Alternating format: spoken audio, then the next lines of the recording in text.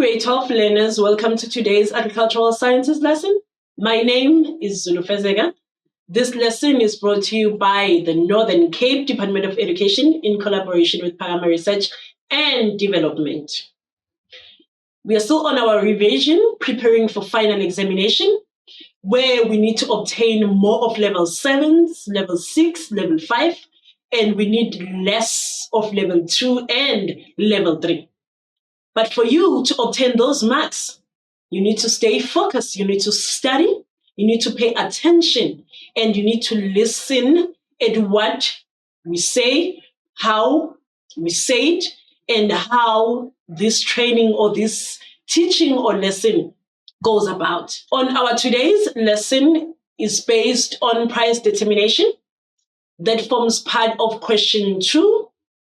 Question 2 that is out of 35 marks for final examination. Now, by the end of this lesson, learners, you should be able to identify the structure of paper 2 and focus on the following topics: price determination, demand and supply law, market equilibrium and equilibrium price, price elasticity. Now, please take note, when studying or preparing for this specific topic, it's very important, learners, to read the learning objective. What is expected from you at the end of this lesson? What is expected from you at the end of this lesson? Secondly, you should be able, while studying, taking note or take note of the definitions, the keywords, the tables such as the demand, the supply schedule, the graphs, demand curve, supply curve, as well as the calculations. So these are the things you should note when studying for price determination. These are the subtopics of price determination. Now, while studying for this topic, you can also create a mind map as it is shown by the diagram. Mind map is there to help you or give you clues on what is expected and what should be included in that specific topic. Like, for instance, here we are dealing with price determination. So when it comes to price determination, these are the things you must know or you should know or prepare for the final examination. The supply law, factors that affect the supply. The demand law, factors that affect the demand. Price elasticity of demand, as well as price elasticity of supply. Now, this mind map gives you a clear picture on what you should know, what you should study for the final examination. Now, first things first, before you even go deeper with the topic, it's very important, learners, to understand the definition. The definition is there to guide you, there to give you clues, to direct you, to give you a proper direction about that particular topic or specific topic. Now, price determination is the process of finding the price consumers are willing to pay for a particular product. We are trying to find the price that consumers are willing to pay for a particular product. Now, for us to find this price, we need to have the demand as well as the supply in the market. The demand and the supply in the market. If we only have the demand, there will be no price determination. Why? Because the demand is represented by consumers. And consumers at all times, they want to spend less money when buying the agricultural product. So at all times, they want to spend less money, or they want to buy the product at lower prices. Also, we should have the supply. Not only the supply in the market, but both the supply and the demand. Now, what happens if there's only supply in the market? The product will be sold at higher prices.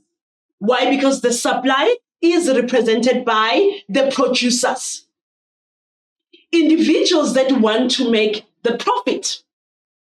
Now, because of this, there will always be a contradiction in the market. That is why it is very important to have both parties involved, the demand as well as the supply. Now, first things first, understanding the definition of the demand as well as the definition of the supply. Now, what is the supply?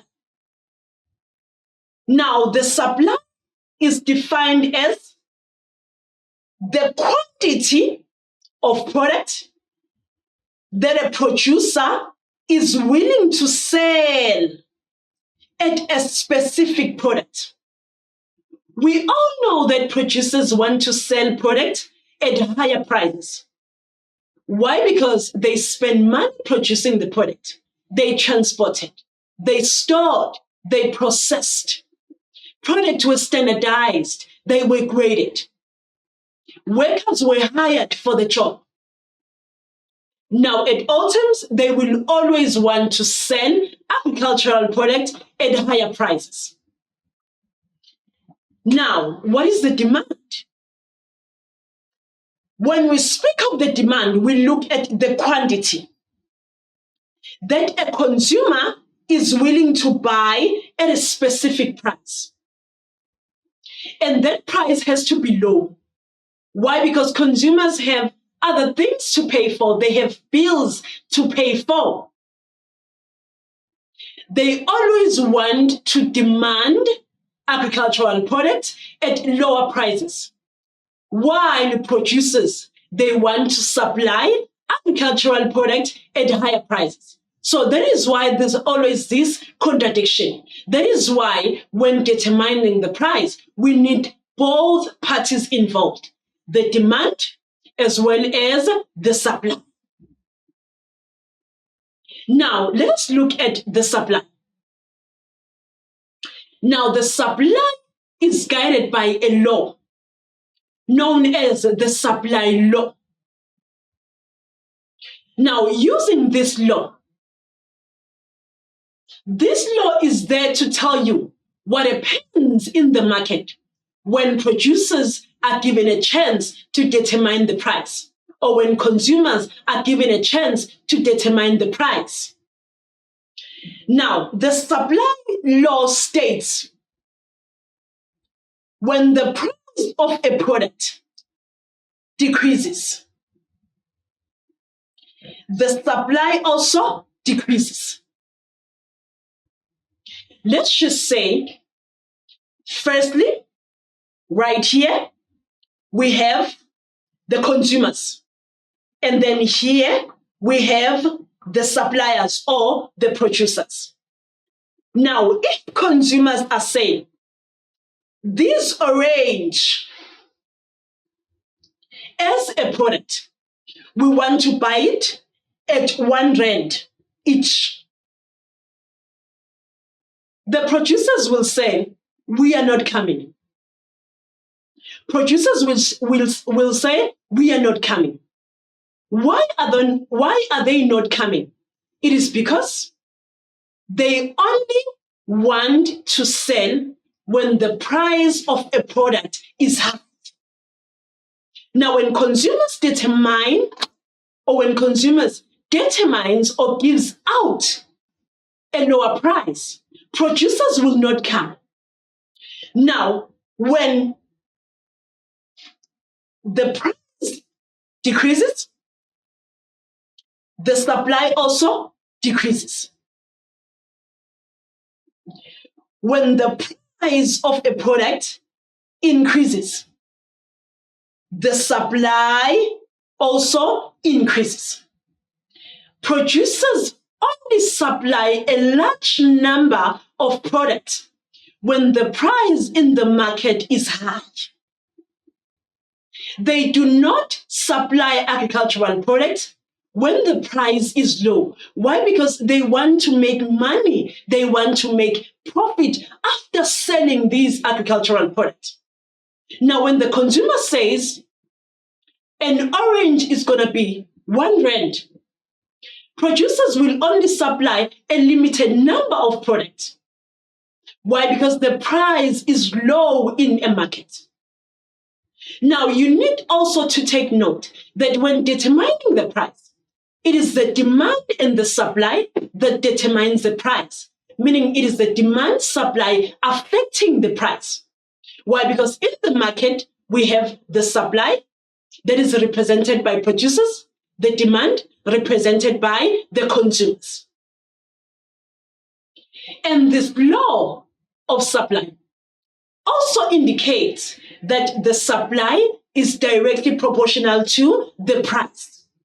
The supply is directly proportional to the price. When the price increases in the market, the supply also increases. That is the mentality of producers. They only supply when the price is high. They do not supply when the price is low in the market.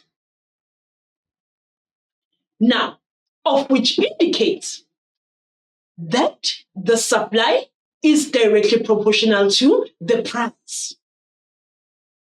Now, let's look at this graph. Now, on the x-axis, we have the quantity supplied, of which is our supply. On the y-axis, we should have the prices. Why? It is the supply affecting the price, not the price affecting the supply. Remember, the supply is represented by the producers. Demand is represented by the consumers. It is them determining the price. Consumers will say price, and then producers will have to react on the price that is provided by the consumers. So the supply at all times, or quantity supply, has to be on the x-axis, and then the price has to be on the y-axis. Now, let us look at this graph just to apply the supply law in the market. Now, we have the price in the market. The price is 20 Rand. When the price is 20 Rand, the producers only supply 10 products, less of what was produced. When the price increases to 40 Rand, the quantity supplied also increases to 20. Supply is directly proportional to the price. When the price in the market increases, the supply also increases. The producers supply agricultural products when the price is high. They supply more when the price is high. Now, when the price is 60 Rand, they provide 30 products. Increased to 80 Rand, they will supply 40 products. When it increases to 100 Rand, they will supply 50 products, of which tells us or indicate that producers or farmers supply more product when the price is high. Now, still, there's a contradiction. There is no balance in the market. Now, let's look at these factors that also affect the supply. It is the price, it is the input cost, it is the competition, it is the natural disasters, it is the legislation. The last one is changes in technology. Now let's look at the demand side. Now the demand is also represented by a law. The law that says when the price of a product decreases in a market, the demand increases. When the price of a product decreases in a market, the demand for it increases, of which this indicates that consumers want to buy agricultural products at lower prices. When the product is cheaper, that is where they will demand more product. But when the price of a product increases, that is where they will demand less product. Now, when the price of a product increases, the demand decreases. Consumers don't want to buy products at higher prices. When the price is high, they demand less. When the price is low, they demand more. That is their mentality, of which indicates that the demand is inversely proportional to the price in a market. When the price is low, the demand will be high. When the price is high, the demand will be low. Now, let's look at this demand curve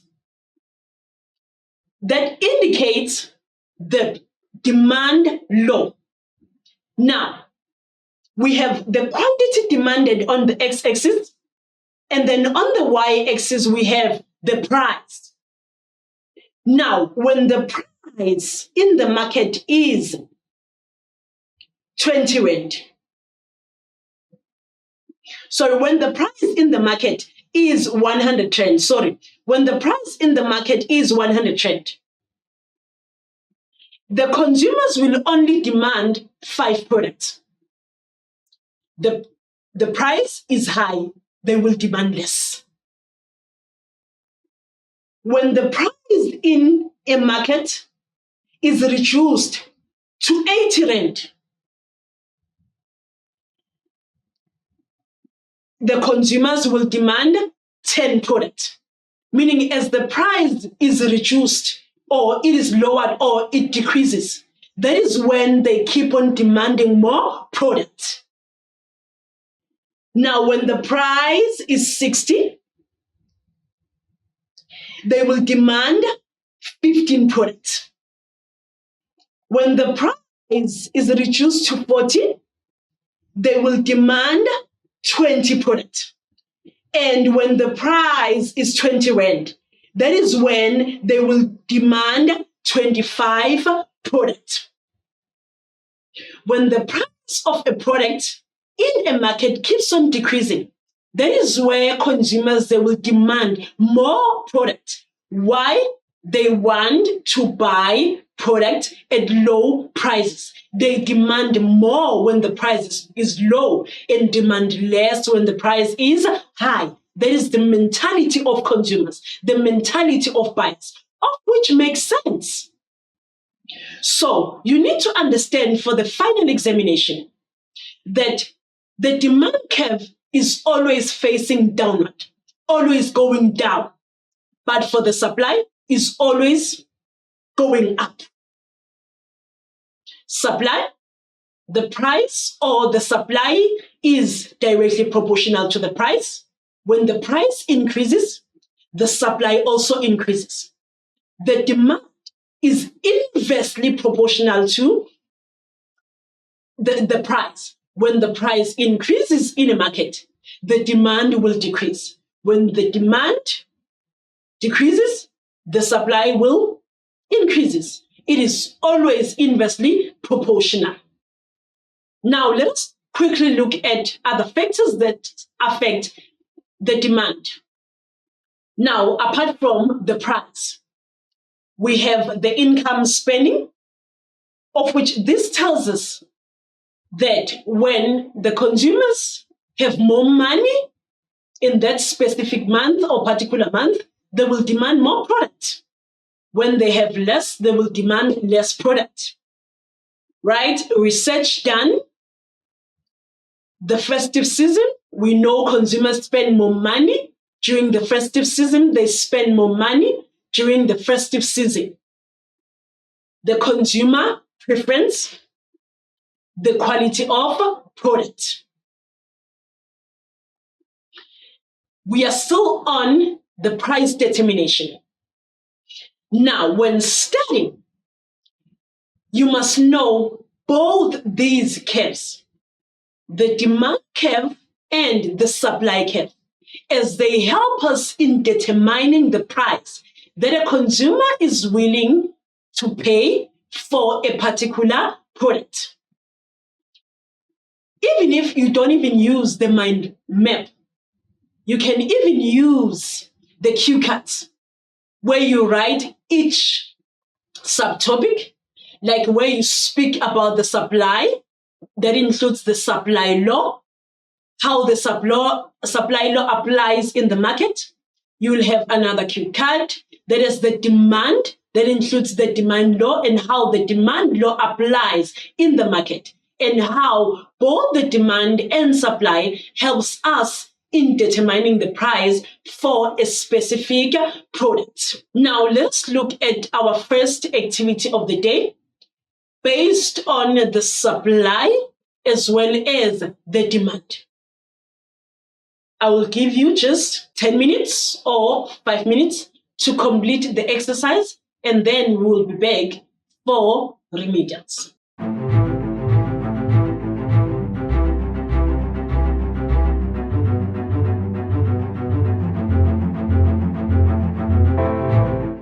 Welcome back, learners. Now let us look at our first activity of the day while preparing for the final examination. Now, this is price determination. It deals with the tables. It deals with the graphs, also known as the curves. Our first activity says, analyze the table and answer the questions. Where's the table? This is our table. Now, use the figures in the table above to draw a line graph to compare the quantity and the price of the fruit over the given period for 6 marks. Now, you are using this, or you are expected to use this table to draw a line graph for 6 marks. Now, let's look at how are you expected to obtain the whole of 6 marks. Now, when drawing the graph, first thing that you must know or you must do, it is to write the heading. Now, a heading is a mark, learners. Now, basically on the heading, we are looking for the independent as well as the dependent variable. So both variables must be there in your heading for you to obtain 1 mark or a single mark. Now, when it comes to this one, quantities of fruit sold or demanded at different prices per week. Tick a mark. Now, what follows is you must write your y-axis as well as your x-axis. Now, on your x-axis, that is where we must see the quantity. That is where the quantity should be, or it must be. It has to be on the x-axis. Once you take this quantity and place it on the y-axis, now the graph will be incorrect. Now we have the quantity, and this quantity is a mark. And this quantity only goes, or it also goes with calibration. or the x-axis must be calibrated. What is calibration? How do we calibrate?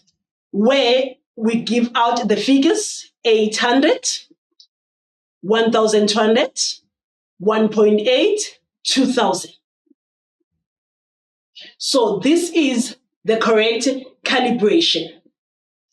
Now on the y-axis, that is where our price should be. That is also calibrated. 5, 10 with a correct scale.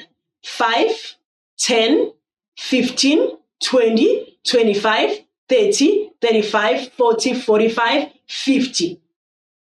Another mark. Now for the units, there is a mark. The price is in rands. So already we have how much? 4 marks for the graph. Remember, the whole graph is out of 6 marks. And then also, a mark goes to the line graph. Is your graph a line, a bar, or a histogram, or whatever you have drawn? If it is a line graph, there is a mark for that. Already we have how much? 5 in total. And the last mark goes to the accuracy. Now, accuracy, we look at the point. Are they correctly plotted? If they are, you get your full 6 marks. So this is how a graph is marked. Now, on our 1.2, we're expected to give the implication. Now, the implication speaks of, or it must include, the 2 variables that are included. Now, what is the implication of this graph? What does this graph tell us? Remember, you have learned more about the supply and the demand. How the supply is related to the price, the demand is related to the price. Now, our implication will be, the lower the price, the higher the quantity of fruits that will be demanded or purchased. Or the lower the price, the higher the demand. That is an implication of the graph or of the table. And this shows that this graph represents the demand graph or the demand curve. It is also known as the demand curve. Price determination. We are finding the price that a consumer is willing to pay for a particular product. And for us to determine this reasonable price, this equilibrium price, we need both the demand and the supply. Why? Because when we only have the supply in the market, the producers will only determine higher prices. When we have the demand, the consumers will only determine the lower prices. But for us to have the equilibrium price, we need both parties involved, the demand as well as the supply. Both laws are applied in market equilibrium, where we will have the balance. Now, the market equilibrium, how do we define it? Now, remember, we were using the graphs, and we will still use what? The graphs. Now, market equilibrium will speak of the balance. There is no contradiction between 2 parties involved. Now there is a balance. There is an agreement between the 2 parties that are involved in the market. Now, what is market equilibrium? It is a point at which the supply at a specific price is equals to the demand at the very same price. How do we determine the market equilibrium point or the equilibrium price? It is determined by the supply and the demand. Now let's quickly look at our curves, the supply as well as the demand graphs. Now remember what we said about the demand curve. when the price is high, they will only demand a limited number of products. When the price moves to 9 rand, they will demand 6. When the price moves to 8 rand, they will demand 7. When it moves to 7 rand, they will demand 9. When it moves to 6 rand, that is when they will demand more products. But when we look at our supply curve, when the price is 6 rand, they only supply a limited number. These ones, they demand less, and these ones will supply less. When the price is low, they will supply low products. When the price keeps on increasing, that is where they will keep on supplying more agricultural products. They will keep on supplying more agricultural products. Now, how do we determine a price that a consumer is willing to pay? Remember, we said we use both the supply and the demand. Now, when these two graphs meet,